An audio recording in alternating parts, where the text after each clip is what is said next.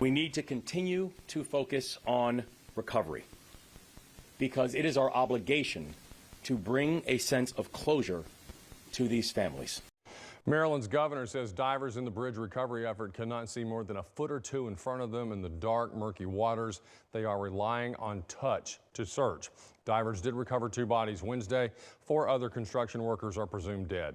The Biden administration approved $60 million in emergency funding to help cover the initial cost of removing the massive amount of debris from the site.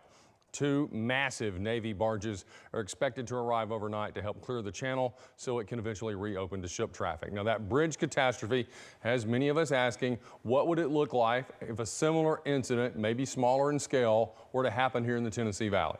Area officials spoke to News 19's Daryl Burke on what prevention and safety measures are in place if a bridge here in North Alabama were to come down. My reaction was horror. To be quite honest. That was how many across the country felt after seeing the Francis Scott Key Bridge in Baltimore collapse earlier this week. Locally, the Decatur Railroad Bridge that sits over the Tennessee lifts, letting boats carrying goods pass through. Jeremy Nails with the Decatur-Morgan County Port Authority tells me they prepare year-round for all possibilities. If there was such an incident as the catastrophic bridge collapse in Baltimore that would happen, we would rely heavily on the Morgan County Emergency Management Agency.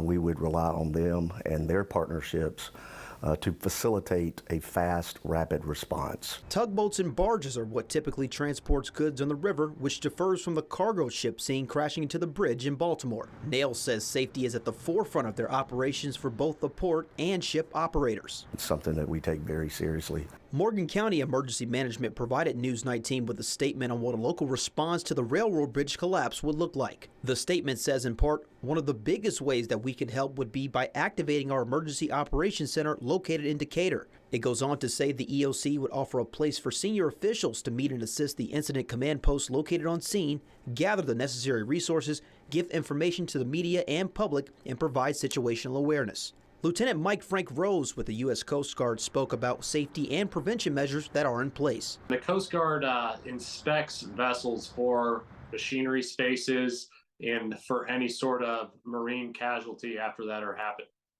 happens. So there is prevention stopgaps in place. The type of vessels that are transiting the Tennessee River where that bridge currently sits, we don't have massive cargo ships. Lieutenant Frank Rose says what happened to the bridge in Baltimore is highly unlikely to happen here in North Alabama, in part due to the smaller ships that travel on the Tennessee River. We have a 24-hour command center that will take that call initially and make the necessary notifications. Additionally, our inspectors and prevention department will work in coordination with the National Transportation Security Board to investigate the incident. In Decatur, Daryl Burke, News 19.